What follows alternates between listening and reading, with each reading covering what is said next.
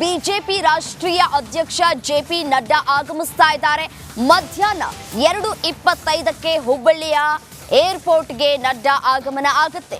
ಕಿತ್ತೂರು ಕರ್ನಾಟಕದ ಲೋಕ ಕ್ಷೇತ್ರಗಳ ಗೆಲುವಿಗೆ ತಂತ್ರವನ್ನ ಎಣೆಯಲಿದ್ದಾರೆ. ಮಧ್ಯಾಹ್ನ 3 ಗಂಟೆಯಿಂದ ಬಿಜೆಪಿ ಪ್ರಮುಖರ ಜೊತೆ ಸಭೆಯನ್ನ ಕೂಡ ನಡೆಸಲಿಕ್ಕಿದ್ದಾರೆ. ಸಂಜೆ 4:30ಕ್ಕೆ ಸಾಖರೆ ಶಾಲಾ ಮೈದಾನದಲ್ಲಿ ಬೃಹತ್ ಸಮಾವೇಶ ನಡೆಯುತ್ತೆ.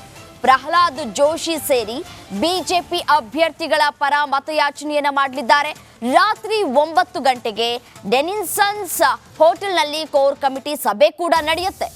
ನೇಹಾ ನಿವಾಸಕ್ಕೆ ಜೆಪಿ ನಡ್ಡಾ ಭೇಟಿ ನೀಡುವಂತಹ ಸಾಧ್ಯತೆಗಳು ಕೂಡ ಇರುವಂತದ್ದು. ಕಡೆ ಚುನಾವಣಾ ಪ್ರಚಾರದ ರಣತಂತ್ರದ ಬಗ್ಗೆ ಮಾಹಿತಿಯನ್ನು ಕೂಡ ಕಲೆ ಹಾಕಲಿದ್ದಾರೆ ನಡ್ಡಾ ಅವರು.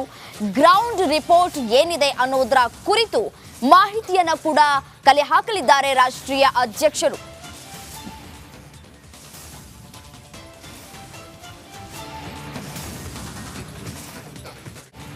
ಕಳೆದ ಬಾರಿ ರಾಮನಗರದಲ್ಲಿ ದೇಶ ಪ್ರೇಮದ ಅಲೆ ಎಬ್ಬಿಸಿದಂತಹ ಅಮಿತ್ ಶಾ ಈಗ ಮತ್ತೊಂದು ರಣತಂತ್ರದೊಂದಿಗೆ ಕರುನಾಡಿಗೆ ಎಂಟ್ರಿಯನ್ನ ಕೊಡ್ತಾ ಇದ್ದಾರೆ. ಈ ಬಾರಿ ಅಮಿತ್ ಶಾ ಎಲ್ಲಿ ಹಲ್ಚಲ್ ಎಬ್ಬಿಸಲಿದ್ದಾರೆ?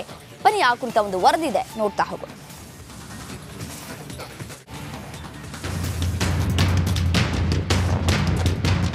ಅಮಿತ್ ಶಾ ರಾಷ್ಟ್ರ ರಾಜಕೀಯದ ಎಲೆಕ್ಷನ್ ಮಷೀನ್.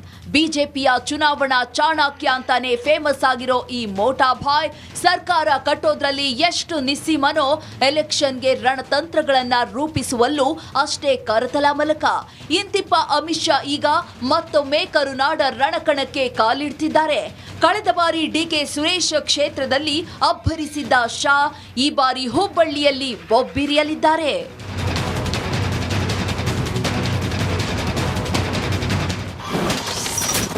ಹುಬ್ಬಳ್ಳಿಯಿಂದ ಅಮಿತ್ ಶಾ 2ನೇ ಹಂತದ ಪ್ರಚಾರ. ನೇಹಾ ಹತ್ಯೆ ಕೇಸ್ ಮುಂದಿಟ್ಟು ಕೈ ವಿರುದ್ಧ ಸಮರ.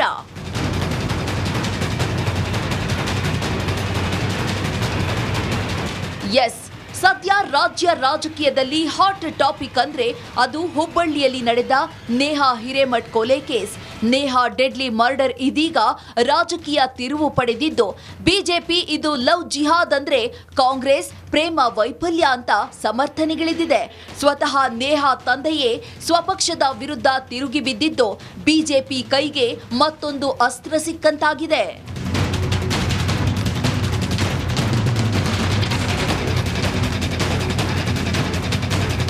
ಲೋಕ ಅಖಾಡದಲ್ಲಿ ಕಾಂಗ್ರೆಸ್ ಕಂಗೆಡಿಸಲು ನೇಹಾಸ್ತ್ರ ಹೂಡಲು ಅಮಿತ್ ಶಾ ಸಹ ಮುಂದಾಗಿದ್ದಾರೆ.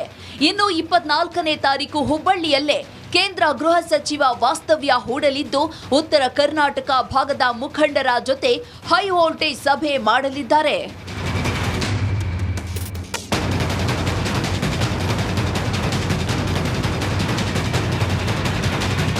ಹುಬ್ಬಳ್ಳಿಯಲ್ಲಿ ರಾಜ್ಯದ ಕಾಂಗ್ರೆಸ್ ಸರ್ಕಾರದ ವಿರುದ್ಧ ಅಬ್ಬರಿಸಲಿರೋ ಅಮಿತ್ ಶಾ ರಾಜ್ಯದಲ್ಲಿ ಕಾನೂನು ಸುವ್ಯವಸ್ಥೆಯ ವೈಫಲ್ಯವನ್ನೇ ತಮ್ಮ ಪ್ರಚಾರದ ಪ್ರಮುಖ ಸಾಧನವನ್ನಾಗಿಸಿಕೊಳ್ಳಲಿದ್ದಾರೆ.